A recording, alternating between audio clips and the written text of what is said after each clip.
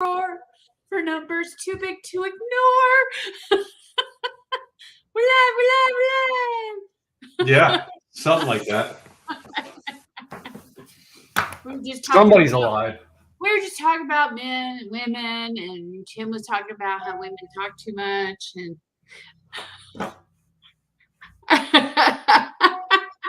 I think it depends on the woman in regards to her personality and whether she talks a lot or not. And if you got a podcast, you got to talk a lot. So, ta-da! How's that? Ta-da! Why should I talk when I can just sit here and quietly listen to you? That's why they come to see me. It's going to be huge. It'll be fantastic. Yeah. It's going to be wonderful. Yeah. Well, I know that this past week we've had to deal with Hurricane Ian or whatever, Ion. And I thought it was Jose. I mean, come on, the names never sound like they're spelled anymore. So what does it matter? That's true. Very true. Mm. But you know what? I got a question. But wait a minute. What gender was he? Did he identify his gender? Or no. Did they identify their gender as a hurricane? No, I think they did not because, well, here's a fact. Since Hurricane Katrina, evidently they can reuse the names as the time goes on, and some of them they retire because they're so bad. Mine was retired. No, it was if it was a devastating, if it was a devastating type or impactful type storm, yes, they retire the name. And mine was retired. But there's a lot of little storms that are raised every. I mean, they actually they pick the names every year. Yeah, as they come through. Yeah, so they have them. All right, and that way, if it's something that becomes a huge dynamics, all right, they save it as a history moment. So got it. Well, and they said in the 70s was it Hurricane Ike that came up East Coast. I have to look that up. I don't even know. As a kid, I didn't even know what it was. I just know that it seemed to make a day disappear in our world. Well, I don't know. It depends because I know for the longest time they were naming hurricanes after women for a long time. And then they started using men's name here and there. But I mean, my question though, and I feel, trust me, I feel very bad for those people that lost everything. But my question is if you know the storm is coming and I think they had a week's notice that the storm was on its way, why do people stay and they don't leave? That's what I don't understand. I mean, personally, if I knew a storm was coming, I don't care if it was a Category 3, I'd get the hell out because of all the history of what's gone on. I would have said, okay, pack your bags, we're out of here. If it's good, if we have a house to come to, great. If not, then we'll see what we can do, but let's get the hell out. And they say that with most of hurricanes, including Katrina, and I get some of this, a lot of people couldn't get out, or they didn't have the funds, or they didn't have the capacity, that type of thing. So I get that to that certain degree. But if you had a choice and you were able to, why choose to stay back? I don't understand that.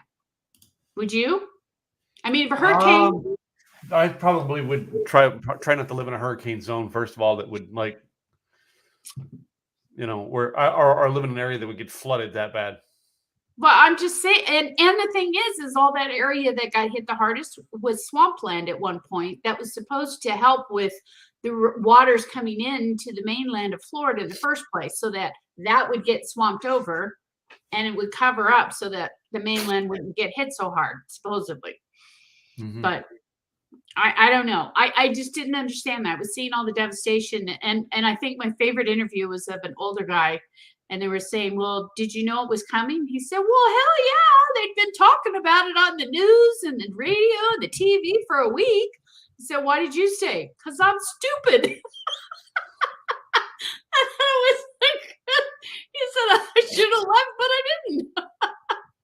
I thought it was a very honest answer. I thought it was it was a good answer in regards to, because a lot of people, I mean, it was just total devastation for some of these people. And I just didn't understand why there was one couple they were showing that was filming on Facebook while the surge is coming in and so on and so forth, and they didn't make it. I mean, the woman ended up in the hospital, but the husband didn't make it. Wow. And I mean, and they decided to stay. They could have left, but they decided to stay. So I don't understand the mentality. I've never been there, so I can't judge, and I've never gone through a hurricane or a tornado. So I can't say, oh, sure, yeah, let's do this. But I don't know. I mean, being over here on this, and I would be saying, I'm out. Okay, I got it.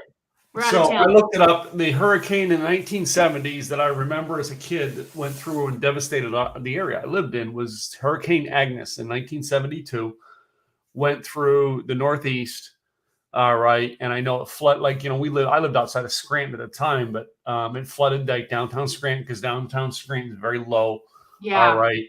There was a lot of areas that got flooded out from Agnes coming up the East Coast. I just remember it as a couple of rainy days because, we lived on a farm and we're higher ground, things like that. Yeah. I mean, if you're in an area that I guess it's not going to get hit as hard. Mm-hmm. But I mean, if you're like right in the eye of the storm, it's head on to you. Mm-hmm, mm-hmm. And I get it how some people can't get out because some of them didn't have the funds or they didn't have the capacity to get out. But I'd get to that point where I'd be asking my neighbors, hey, are you heading out of town? You going up to the mainland? Can I go with you?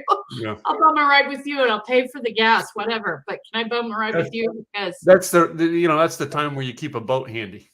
Yeah, get the hell out. I'll just boat over to the mainland. Well, no, you put your boat, all right. You got to find a way to tie it down that it won't blow away. But if you have a boat, all right, that you can access as the water's getting bad. If it's if it's not wind, it's the wind and stuff that'll rip the boat out of there. If it's a lightweight boat. Well, and that was the problem is the wind. I mean, you saw how it took these big, huge boats and just literally blew them over like they were toy boats.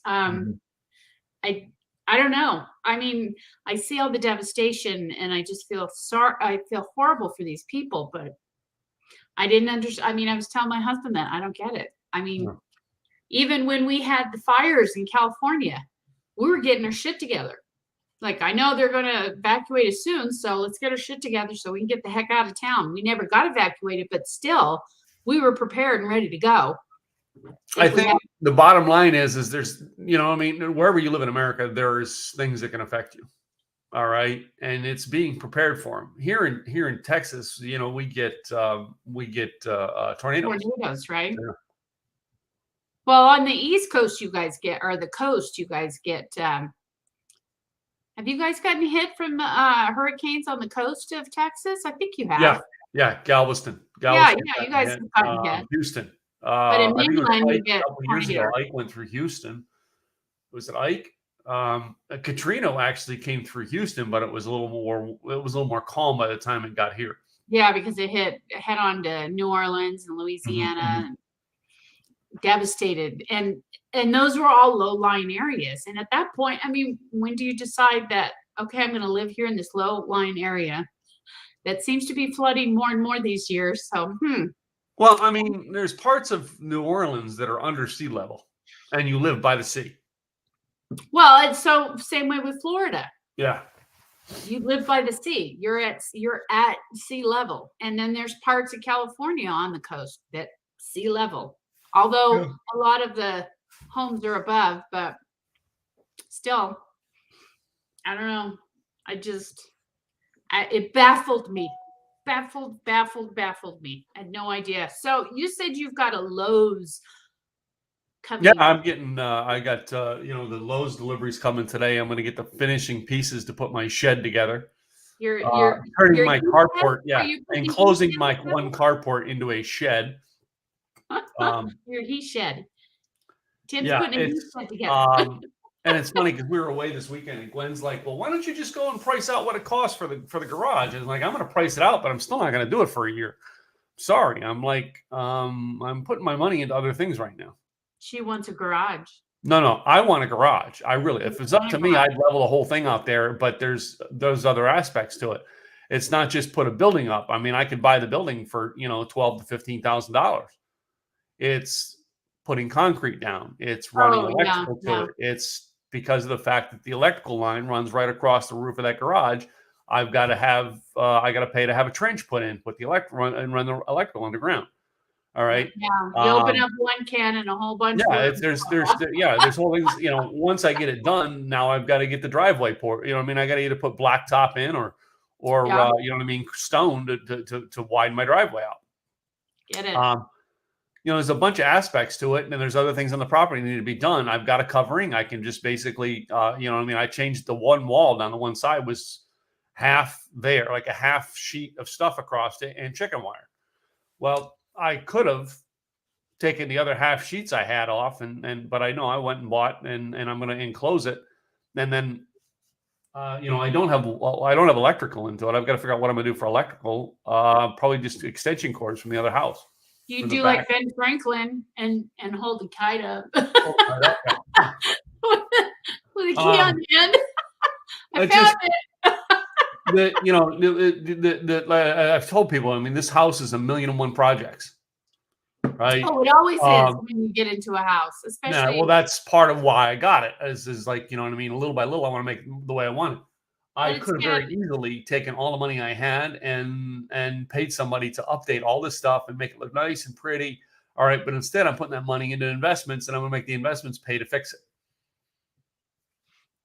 That's me. All right, because I want more money working for me than me working for money. Stay tuned as Tim gives us updates on how to make money with investments. And your investments are property, right? Yeah, real estate. So, well, isn't that what they say is the road to financial success is buying property? A lot of people use real estate. It's interesting we talk about this because there was a story many years ago. And now with the movie, it became more known, was Ray Kroc sitting down with a bunch of college students and said to the college students, he says, these kids, he says, what business am I in? And the kids all laughed. They're like, you're in the hamburger business. He goes, no, I'm not. What did you say? You're in the what business? You're in the hamburger business. Hamburger business. Yeah. He says, no, I'm not. He says, I want you to think about where every McDonald's sits. It sits on a prime piece of real estate. I'm in the real estate business. Location. The value of the place where that is sitting is only going up.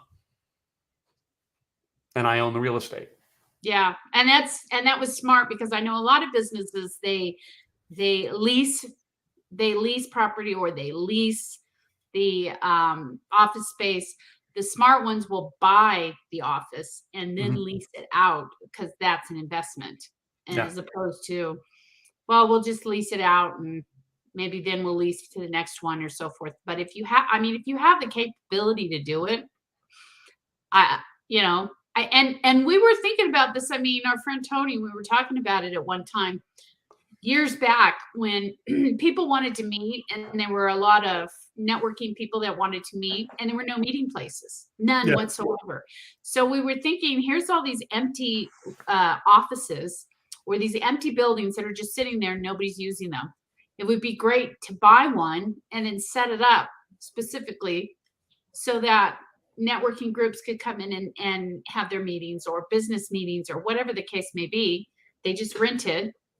It's kind of like those suites that started up where you could rent a space. You had a receptionist. They even had a VA available if you wanted a VA. Yeah. You come in, you do your meetings and so forth, or you work in the office. You had the opportunity to have a conference room, and then you would leave.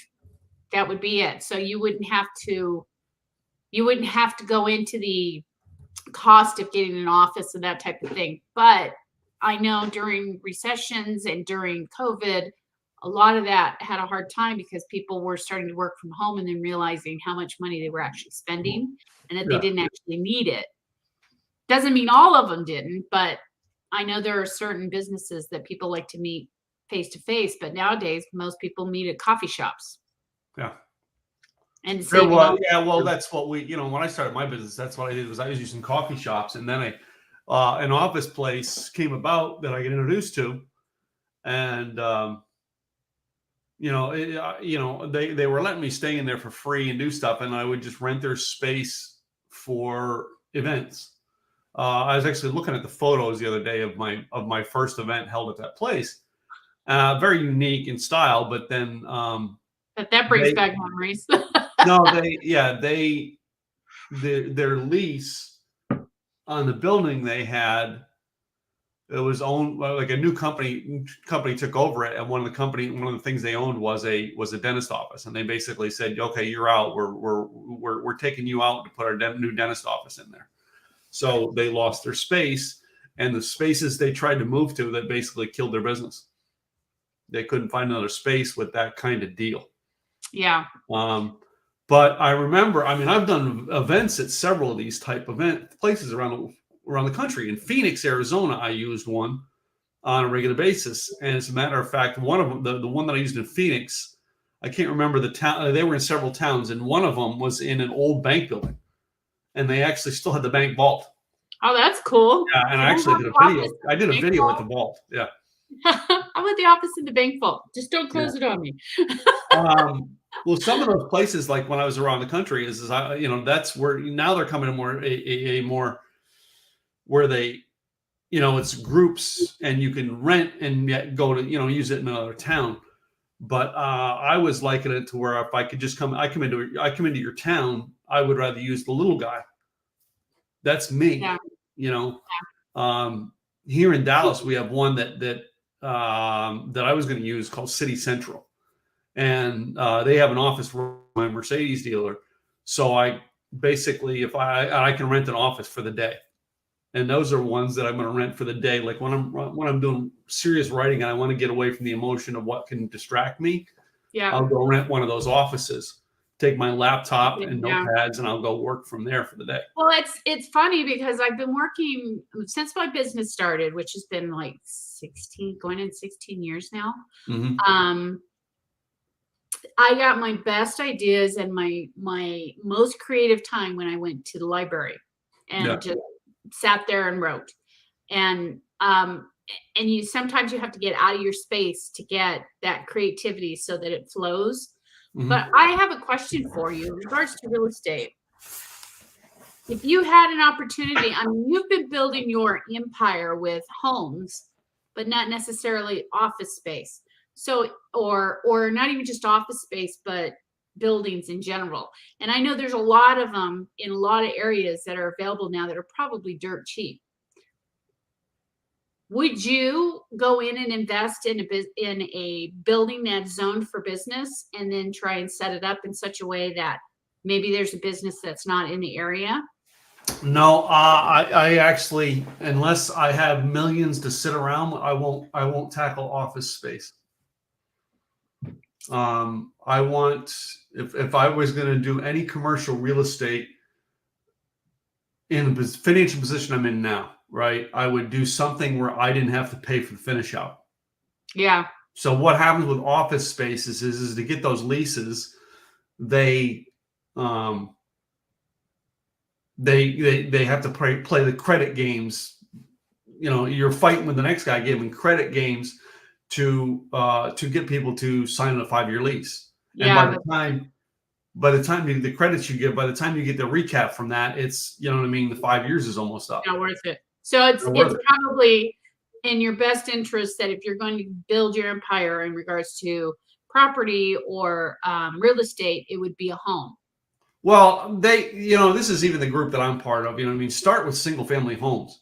It is the best way to go. The reason being, single family homes is you can own single family homes and do it without forming a corporation. We did it by forming a corporation first and then buying the corporation. And because of that fact, we couldn't get financing. That's where we learned the hard way is when you do it under the auspices of your own personal business, own personal life. All right, you can get financing because you can finance it and put it in your name. Yeah. The second you turn that into a commercial loan, nobody's giving commercial loans on family residence, a whole different loan game. But I mean, the idea is that you're buying a house, you're flipping it, and then you're selling it, or you're buying the house, you're fixing it up, and you're renting it. I mean, I believe in fixing it up and renting it, all right, and holding on to it for a couple of years. The idea of flipping houses, it's something my wife wanted to do when we first got into real estate, and I said, I do not want to flip houses. It is a game. A lot of work. Well, no, they show you just a few of the stuff of what people go through in flipping houses on these TV shows. All right. And they're inflated prices. They're inflated everything they do. The average flipper in America today, all right, can flip 5 houses a year.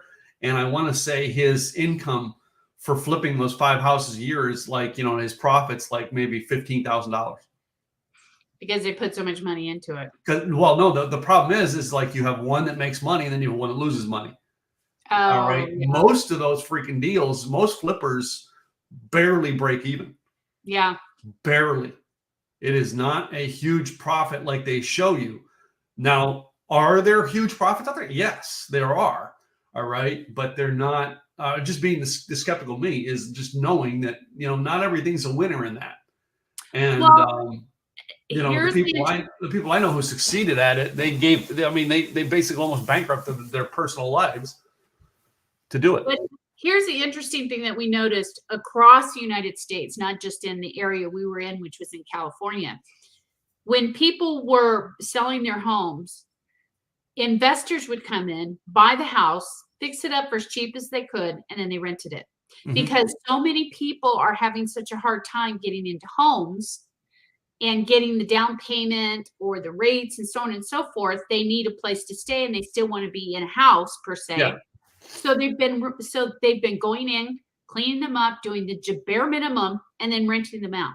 So in their mindset, and it was interesting because I saw an interview on it, and the lady was saying, or the anchor was saying, well, don't you feel like you're taking the dream away from these families because you're going in, you're paying cash for this. And of course the owners are saying cash. Yeah, sure. But then people can't get into the home that they want to get into. And he said, I don't believe that. I just believe they're renting their dreams. They still get their dreams, just renting them. You look at people like, ultra wealthy, like the Grant Cardones, everybody talking about Grant Cardone. Grant Cardone doesn't even own his own house. He rents houses to live in. He's like, why put my capital into something that costs me money? Put my capital into something that makes me money, right? So he rents the house he lives in. The idea behind those that we're looking to try to build our model out if we go a single family like this is I want to build something that they rent it from me for 3 years, but I want to get people with decent credit and then in 3 years find a way to sell the house to the people there. I tried that with my old condo, and I went through 6 months of the renter who couldn't qualify. Well, and that's going to be a hard thing because in the previous recession in 2007, that was the hard thing. Nobody could qualify because there were so many jobs lost and so on and so forth that bankruptcies left and right. People couldn't qualify because they had put things on credit cards because that was the only way they were surviving. So, I mean, in that type of an instant, I guess you kind of have to just see what's going on with the market, what's going on with people out there and how they're dealing with their finances.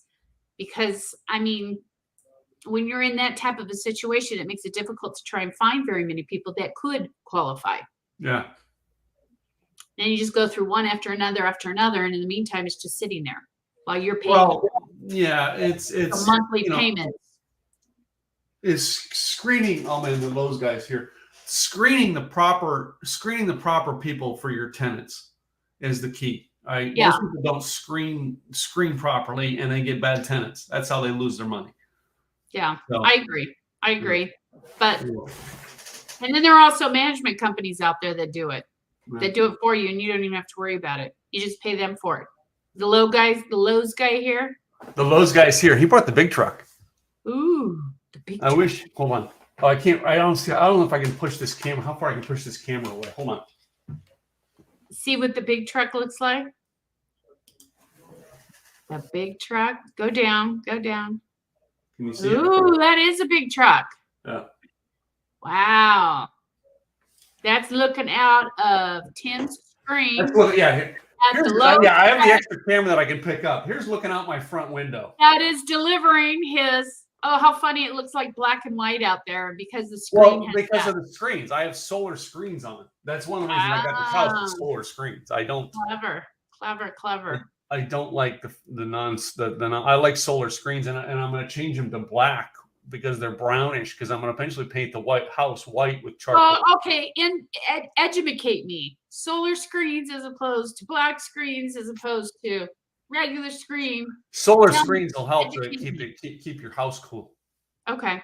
Yeah, I get that. My son doesn't have them, and his that's one of the things they told him to get because it would save his electric bill. So yeah, it helps from the sun baking the inside of your house. Got it. Yeah. So. Oh, what's the difference between the regular solar screen and the black screen? Well, your regular screens don't have the solar. You know what I mean? They're just there to keep the bugs out. They're not there. I understand that. But you are talking about you have a solar screen right now, but you want to go to the black screen. The black solar screen. It's a white solar screen. Ah. It's tan. Yeah. This is what we've learned today, folks. Yeah. It can help save on your electricity bill. It will. Especially if you're working from home. It helps save on your electricity bill. Especially when you have to pay for the electricity thing every day. Just saying. Oh, by the way, I wanted to bring something else up that is. You do that. I will be right back. Okay. I will talk to the audience while Tim goes out and meets with the Lowe's guy so that he can take it wherever he needs to. But here's what I want to impart on you guys. Lately, what's been going on, there's a new email phishing that's going on in regards to hackers and that type of thing. And it's even harder to realize that it's a phishing scam altogether. What it is essentially when you go to sign up with your Google account or your Outlook account, it looks like you're signing in to your Google and Outlook account. But in reality, you're not. You're signing into something else that's not that. And how you can tell this is that at the top, when they have the URL, and that's the name of the domain name or the website name, it will disappear and you won't see it anymore.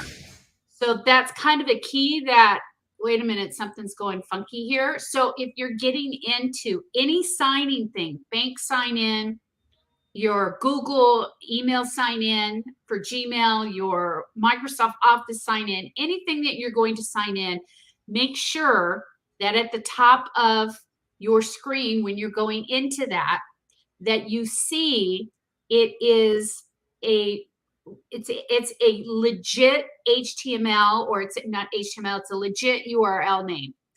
And when I say legit, a lot of times you will see a lot of gobbledygook, like numbers, codes, letters, and that type of thing. If you're going into Bank of America, for instance, it's going to say bankofamerica.com, and then it should say login and so forth.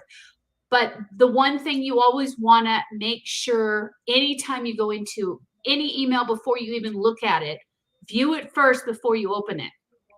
And look at the email address. You can look at that email address, at least on a PC. I'm not sure about an Apple, but on a PC, you can right-click on that email address and see exactly what that email address is. If it's got a bunch of gobbledygook to it, it's not a legit email address. And 9 times out of 10, they're asking you to link on this, to pull this up, or to fill this out. Don't want to do it. So always make sure that when you're getting your emails in, you want to view them first before you actually open them, because you have that opportunity to do that. Look at it, make sure that the email address is legit. But like I said, there's more and more phishing going on, because as we get closer to the fear of recession, we have more and more hackers that take advantage of people out there that don't know enough about it and are desperate. And some of them are a lot of loan opportunities. Hey, you've just been pre-approved for $250,000, blah, blah, blah, blah, blah. If it's too good to be true, it is. So always be careful when you're opening those emails and making sure you're viewing them first before you open anything or click on anything, because all it takes is one, and then before you know it, they've taken over and they've got your passwords, they've got everything to your accounts, and they'll clean you out. So always make sure. Be protected. Yeah. You missed that, Tim. Yeah. We're talking about, there's a phishing scam now that's making it harder, where when you fill things out, like if you're going on for your Gmail account, you have to fill out your name and so on and so forth. They look legit, but the difference is at the top with the domain name, it disappears. And so you're looking at it and going, wait a minute, why isn't the domain name still? It just disappears. That's when you know, uh-oh, something's going on. I'm not in the right place. So you always want to back out and go in the right place, even if you have to type it in yourself. That way you can go into the right place. Yeah. But more scammers are starting to come up, and they're getting a lot more intelligent and a lot harder to decipher. Is this something I can open, or is this something I can't open? So always be careful. Always. So, I mean, they've been talking about people that have been losing their bank accounts, and I mean, and I hate hearing those stories, because it frustrates the hell out of me, because I know that there are people that they're in a rush, they're in a hurry, they're just going in, they're doing their thing. It's kind of like when you go to the gas station, your card won't go in, so you try it again. Your card won't go in, you try it again. Third time, okay, now it's going in, and then you realize, wait a minute, why do I have charges on this card? I didn't. It's because they had a scammer on there, and 9 times out of 10, that's what happens, is you have to push it through at least 3 times before it finally catches. Wow. So that, I mean, all kinds of security stuff that you just got to be careful of. And it was, and the funny thing is I was talking to this woman who was in security, and I asked her, well, how do you protect your people? What do you tell them? She said, just tell them don't go online. Okay. That's the life I want. I don't go online anymore. Doesn't work. But you can always be like my husband and just be a paper guy. And I mean, he's the one who, I'm not putting anything online, because they can't take anything from paper. I mean, it used to be in the old days, they would take your checks and then they would wash them and reuse the checks. Now everything's online for the most part. So it's much easier to do that than it is to do those washed out checks. Much easier. Just a little bit. Always be on the cautious. Especially those that have been out there and dealt with the storm. They're already dealing with that now in Florida, where people are showing up and saying, hey, I know you need help to rebuild and so on and so forth, and this is how we're going to help you. We can give you a low interest rate, blah, blah, blah. We just got to need a deposit, or we can help you with this. Just do a deposit of this much money, and then they take off and they're gone. So, unfortunately, I mean, they were saying on the news that it takes days for legit help to get over there. It takes hours for scammers to get over there. So always, and they're playing upon your emotions and your situation. And so always be careful. Always. Always. That's my bit of advice. Always.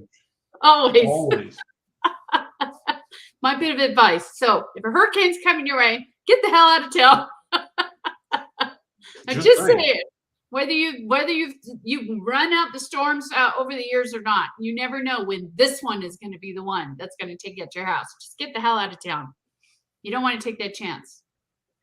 That count has already gone up to, I think, 115 that people have passed now. So 115, huh? 115.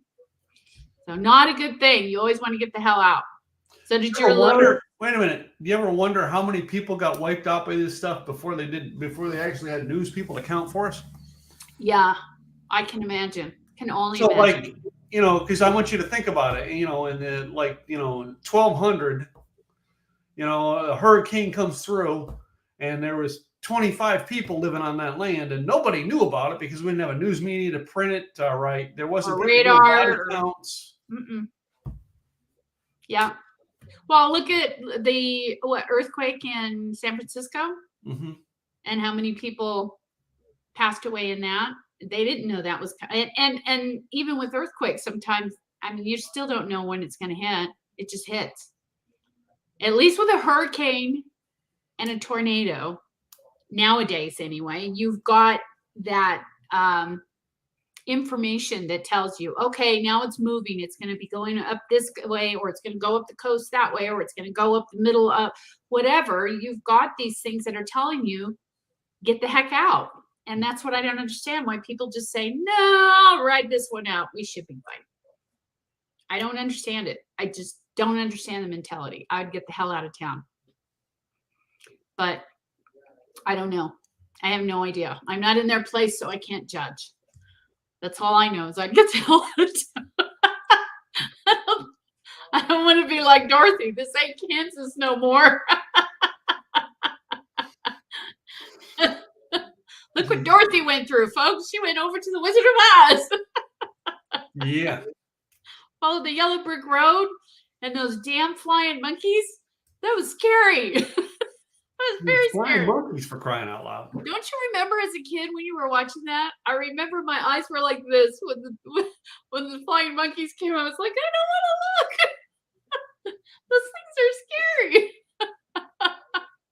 Even today, it scares some of the kids. I don't want to look. They're scary. Very scary. Even in the cartoons, they always have like the wolf or something. Make it look very scary as kids. Mm-hmm. Those are our first images of fear. Fear this. It's very scary. Just saying. Just Talk saying. to him. Talk to him. Did you get your load? Yeah. Guy no, it's all on a pallet. So basically he lifts it off with a forklift, rises it on, and said he'll put it inside the garage as best you can get it. And he gets it right inside the it's a carport. And I basically cleared the lane. So he basically can put the forks to put it right inside and drop it. And I said, it's undercover, but not like it's gonna rain. He said, well, maybe next week. I said, yeah, by next week all that wood will be up on the building. So yeah, we'll be done. We'll be done. I bet your list, though, of things to do with this house is really long now. It is. It is. And just this is one of those things that I've got to get done. To get, I get like my tools and stuff are all inside the small workshop of my mom's, which she wants to renovate. So I'm trying to get everything out of there and get all my tools into this shed. So I'm trying to build this shed up to get everything in there. Oh, that's where you want the shed, so you can get all your tools. I want all my stuff undercover and locked. Got it. So somebody can't just walk on the property and access it. So well, do they have in your area? They're called tough sheds. Yeah, they have. I mean, I have a shed on the property, but the doors fell off. Because I know, I know my brother-in-law had a tough shed. It was huge. Mm-hmm. He had like 3 cars in that tough shed. He had like a little man cave. I mean, it was huge. Yeah. And they just came in. Like you said, they had to have the concrete laid down. It came in. They popped it in. They sealed it all and done. Yeah. He had a garage. 3-car garage. It was, I mean, you can even live in those tough sheds. They are even advertising them now where you can put them on a piece of property and live in them. I know, it's like, trying to find one that actually has, garage size and stuff like that is what I was looking for. They're huge, but they're not cheap. I mean, I think he spent, and that was years and years ago, he spent like 18 grand for that. Yeah, I found a garage that I can get for, it's about, I'm trying to think what the cost was. Yeah. I'm actually going to pull it up real quick. It's like I can get a garage about the size of this, about the size of the carport that I have for, roughly about, $7 grand. So, not bad. Oh, by the way, we went up to the house. We're extended now till mid-November. Aha. Mm-hmm. But we're going to be packing like fools because they promised us mid-November. So now we got to start packing, getting our shit together. It's packing time, folks. So now we got to get everything together and ready to head out. And hopefully we will be in the house before the holidays, before the Thanksgiving holiday. And have a turkey in our new house. Yay! Hopefully. I can't wait. I can't wait. Very exciting. I've been sharing on Facebook if anybody's interested. And seeing the whole process. This is the first time I've actually done video of a whole process of something being built and going through it from the ground up. And then I'm going to do a montage of seeing this is one room, how it started, and here it is, and da da da da da. So you can see the progression. We shall see. Can't wait. Almost there. Almost. We're getting there. Cross fingers. It's hard when you're building a house. I mean, when we first moved, we moved into a house that was built in 1961. It was older than me. And it was an old house and it needed work here and there, but it was done. You just moved in and just did what you needed to, like Tim is doing things here and there.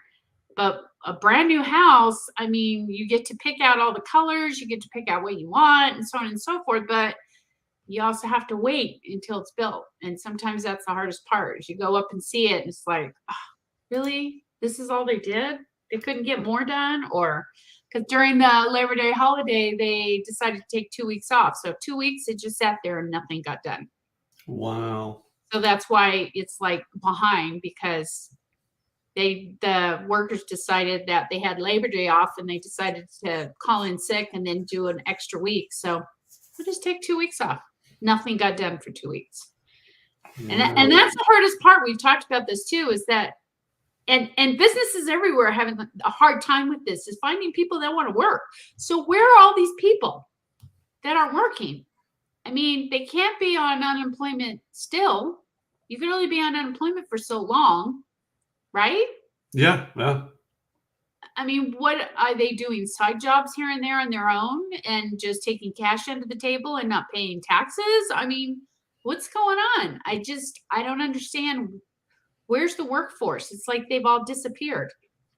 And even on the unemployment rates that they're looking at, the unemployment rates aren't that bad, but these people aren't taking unemployment. Maybe it's people like you and me who found a way to make money elsewhere.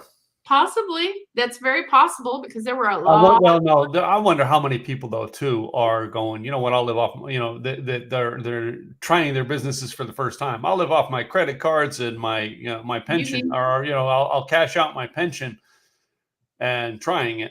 All right. That's possible, but it's not. I mean, as we both know, starting a business there's no easy button. No. There's no, well, I'll just push this and this will happen. Well, the other thing is how many people, you know, were getting closer to retirement age and said, screw this, I'm retiring, I'm done. That too. And if you retired early and then you start to get bored, then what do you do? Go back to Walmart and greet people? Hi, welcome to Walmart. Buy a house with 1,000,001 projects. Yes, that keep you busy. Go fishing, go camping, I don't know. I mean, retirement looks different to everybody. And do you really truly retire? Yeah. I mean, what does put a garden in the back and, you know. What does it really look like? Yeah. I mean, in the old days, grandma and grandpa, you know, we're going to retire and sit on our porch in our rocking chairs and do absolutely nothing. I don't think that's my type of retirement. I mean, I still want to be doing something. I don't want to, whether that be painting or getting into, more creative venues and stuff. I don't know. But I don't want to just sit around in my rocking chair and with a cup of coffee. Yep, nice day is going to be.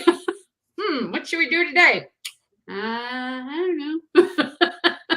It's like do you remember in the Jungle Book?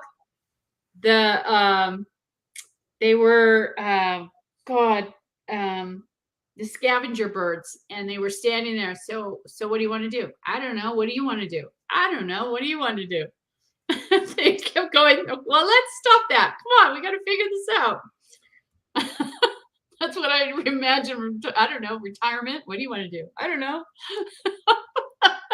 Just saying. I'm always wondering how many more tools I need to do. You know what I mean? Because my problem is I've got a project. Oh crap! I don't have the tool to do that. I got to go buy another tool. Oh, yeah. Bummer, Well, man. and that's another reason why we bought this house brand new, so we don't need the tools, and the yard is much smaller. It's going to be completely done, so we don't have to worry about it, but just maintain it. That's it. We don't have to worry about, I mean, granted, you have a big yard now, and you've got this cool lawnmower that you get to ride on and ride all over.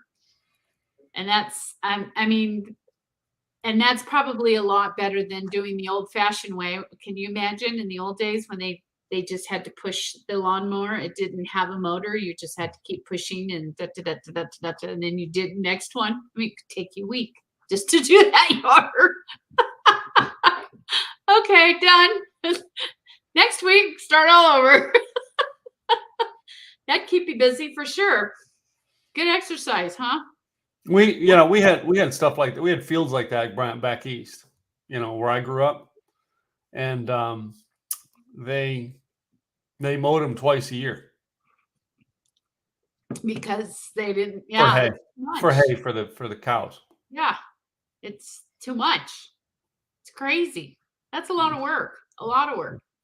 And maybe that's where the workers are. They've decided, tired of working these hard jobs, I'm going to do something different.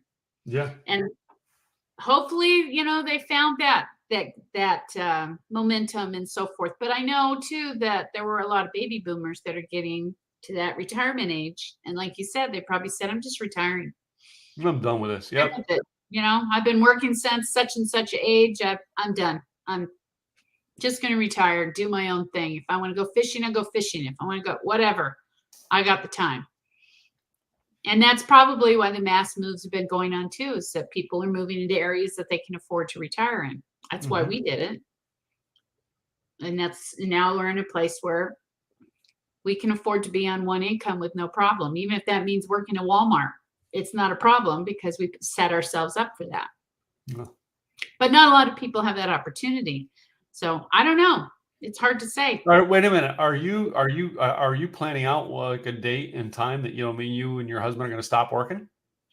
Well, my husband wants to stop working at 65, maybe 72. He doesn't know yet. He's still trying to decide. He doesn't want to retire until he can take full Social Security and not, retire early or anything. But in his retirement, he likes biking. So he'd go biking and hiking and that type of thing. But I don't know. It's hard to say. I mean, nowadays we're living longer. We're doing better. I mean, both of us, none of us are in any meds. So we don't have, and we don't have to really go to the doctor for the most part. So we're pretty healthy. It's not like we've got that expense, and hopefully won't have that expense as long as we keep ourselves healthy and moving down that line. Hard to say. I mean, it's hard to say what retirement is to people. I know. Because I noticed this past week, we were up in Amarillo visiting family and going to Gwen's high school reunion. Oh boy. I noticed, when I'm away, I hardly ever glimpse it, and I am hardly ever on freaking Facebook anymore. But I noticed Larry Wingett posted a picture on his fan page with the sign, Adios, amigos. Larry Wingett retired. Really? Mm-hmm. Well, good for him. And I was looking at that and going, what do you do to set yourself up for retirement in our game? Like I'm like in the influencer type game. I don't know. He may have royalties from his books that'll, sell for years. Possibly. But I don't know. I mean, granted, I know you can't really rely on Social Security because you don't know essentially you don't know how long it's going to be around. And usually the government, if they're going to make cuts, that's usually where they start cutting. So you don't know if you're going to make the same amount. I mean, that's just, at least that's not what we plan on doing. Yeah. But I mean, it's hard to say what retirement looks for people. Essentially, if I think about it, I'm kind of retired because I'm doing my own thing. I still get to I still get to work with great people, and I get to do my own hours, and I get to work when I want. When I don't want, I get to work as hard as I want, as little as I want. So in essentially, I kind of already set myself up for that because as long as I'm capable, I'll keep working. But I don't really look at it as work per se. Mm-hmm.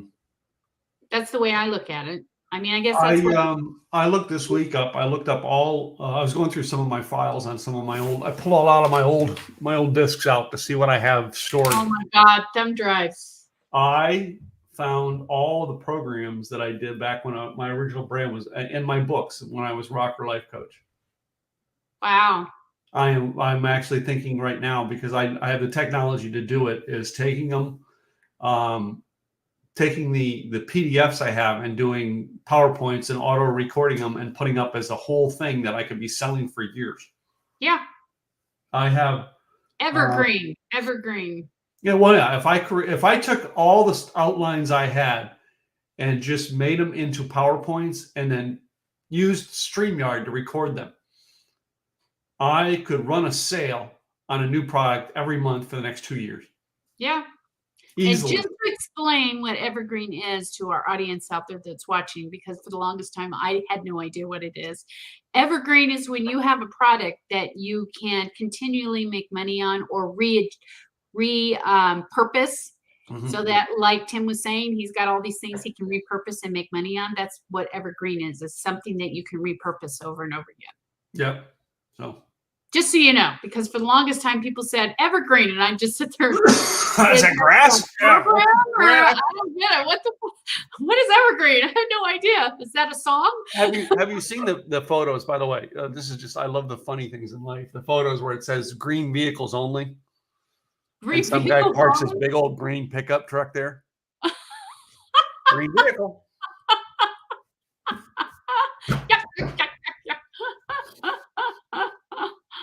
Fun stuff. Yeah. Well, we're coming up to our hour here, aren't we? We're getting close to it. So. Hopefully you've enjoyed the conversation. I mean, like I said, and Tim said, we're changing things up on this, and we're just trying to talk about life in general and business in general and give you some tips here and there as we go along. And hopefully you find tidbits. You enjoy the conversation. What if we had a show that had no purpose?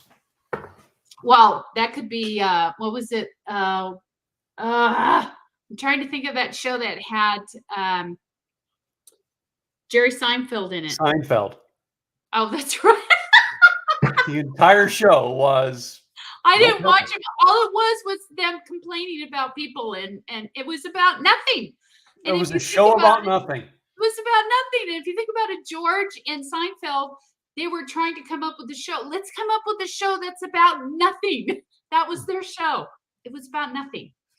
And it ran for years. People loved it. And it was about nothing. I know. They had maybe that's going to be our new show, about nothing. No rhyme or reason to it. It was just absolutely about nothing. They'd complain or they'd talk things or whatever. But I'm just saying. Interesting concept. It went on for years. So you never know. Maybe that's the problem. We've been trying. Maybe that'll be our new hashtag, show about nothing. Show about nothing. And you might find some tidbits here and there. You might not. Who knows? Show about nothing. What would be hilarious is if we did a show about nothing where we just did this every week. All right. And we became like the #1 business show. I'm just saying. That's when you find that sweet spot. You got to find that sweet spot. Well, yeah. When it comes down to I don't care anymore. Well, seriously, my business grew when I said, I don't give a shit anymore. All of a sudden, like I had business everywhere. Same here. When you worry about it is when it disappears. When you don't worry about it and you just like, you know what? I'm just going to let it flow. I'm just going to do my thing. I've never been busier since then. It's a mindset. I'm just saying. You just got to let it go and just trust. And I'm a universe kind of gal. You just got to trust in the universe that it will bring forth to you what you need. Now, I'm not saying just sitting there with your cup of coffee and saying, they will come. I built it. They will come. Allow me to measure the success of that. Don't go too far. Doesn't go too far. Just saying. But when you work so hard, you put things in place and you can evergreen a lot of your stuff, you can make money. And that's all part of it. Membership sites, webinars, all kinds of stuff. Well, that's, I was thinking about that because I was actually telling a client to do this. She's like, well, I've got this and this and this and this. And I'm like, well, that's why you need to get Kartra and set it up, set up your membership sites, because you have the access to do all that. Oh, I can? Yeah. Yeah. That's why I pay what is it, $1,700 a year for it, because I can just go in and add something. Yeah. I get months that I don't have, I want to say my average, like a low month, not my average month, my low months of like affiliate marketing. All right. The stuff that comes in is like, I want to say it's like, I had like $240 a month. Yeah. A low month. Like, this is all stuff I already did. It's out there in the universe and I just get checks for it. Right. Yeah. That's a lot of people would be like, well, that's not enough. Do it more and set it up. That's my low months. My Kartra thing is only like my Kartra affiliate. I just got the email yesterday. It's only like $39 this month. I'm like, oh, well, guess I got to. $39 is better than zero. I know, that's $39 that, you know what I mean? I worked for one time. Yep. It's just, I mean, there's so many things you can do with your content. There's so much content out there that it's, I mean, that's one. Yeah. Well, and the other reason is like, to me, the John Limbacher, which I've been part of John Limbacher's program for years. Right. And, his ACT program, like I meet people all the time who basically come up to me with, well, I want to get in your coaching because that's the problem solver. I had clients who spent years in my program and didn't do shit because they didn't have, they wouldn't listen to the very first thing in his thing and analyze. So I stopped taking them on as clients if they didn't have that. And I go, you know what? You need to go to his program first because you can get his program for $497. Yes. Yeah. I'll make $100, but I would rather you spend $400 there and figure it out than to spend 20 grand with me and still not figure it out. Well, and let's face it, because it frustrates a lot of people that take coaching and take programs don't act. If you're not going to act on it, it's not going to do you any good. Well, yeah, and it frustrates me as a coach because, like, I don't want to waste my freaking energy by slapping you upside the head and go, dude, take some freaking action. Yeah. Well, and I think that's a problem. A lot of times people take coaching programs and they're expecting them to say, okay, now do this. Okay, now do this. Okay, now do this. Yeah. They're expecting them to take it step by step by step and follow them and hold hand them. And that's not it. Or handhold. That's not part of it. The part is they're showing you the process. Now you got to go do it. Yeah. If you don't, that's what frustrated me about coaching. Like I was going to quit entirely this year. And like I stopped doing my newsletter in January when I got sick. I stopped doing my show in May when I got frustrated with just stuff going on, my Tim Gillette show. Last year I did, but here's what's funny is last year I did 70 some episodes in 2021 of my Simple Easy podcast. All right. And I went in the other day and realized like I have like advertising money, like 30 some odd bucks in there. I've got to go download. Yep. Wait, that stuff I haven't recorded another episode in almost over a year. Right. And they're 10-minute episodes. Still evergreen. It's still evergreen. It's still maybe I should create a couple more of them. They're 10 minutes. Still viable. Yeah. Yep. Even if you go back and look at all what episode are we on, and you go back and you look at all of our episodes, they're still we're viable. Episode 42 right now. There you go. Still viable, and we're gonna keep going. Even we're gonna have a show about nothing. Exactly. Absolutely nothing. And if you get something out of it, great. If you don't, hey, it's your problem. Nothing. if you don't get something out of this, it's your problem, not mine. We'll have Elaine and George and the rest of us complaining about business and other things because it's about that business. Should be wait a minute, no, that should be our whole freaking show, complaining about the people who don't do anything. We'll just change the names of the characters, our clients. Yes. They're different names, so they don't know we're talking about them. Oh my God. That's or get an easy button, you know, those easy buttons that came from, I think, Home Depot or Office Depot did the easy button. You get the easy button. Measure success. Why is this not working? It's not working. Got to put in the work, people. Got to put in the work. Not going to work unless you do. I've been doing this for 16 years. Tim's been doing this for how long? I don't know. I quit counting. Yeah, a long time. Long time. Just saying. Got to put in the work. Yeah. All right. Well, it's been an hour. All right. I got to go out there and apparently rearrange some wood that was delivered by Lowe's so that I can be able to park my car. Yeah. He's going to do some building. And then I'm going to get another cup of coffee.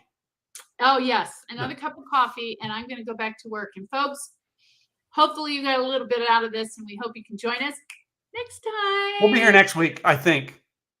No, we will. I'll just put it on. I don't care. Wait a minute. You know what's next Thursday, right? What's next Thursday? Oh, what's next Thursday? I don't know. What's next Thursday? The 13th. What's going on that you and I aren't going to?